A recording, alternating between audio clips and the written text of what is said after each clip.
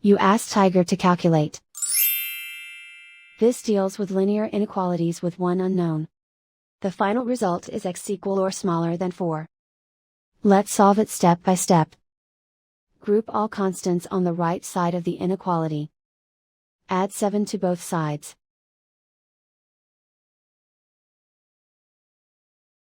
Simplify the arithmetic.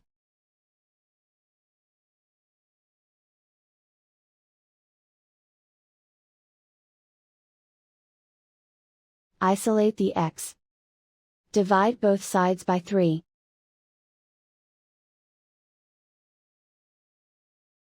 Simplify the fraction.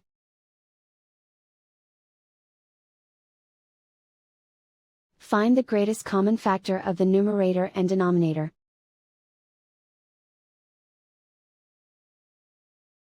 Factor out and cancel the greatest common factor.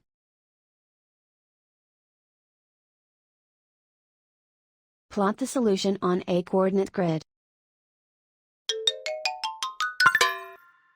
And so the final result is x equal or smaller than 4.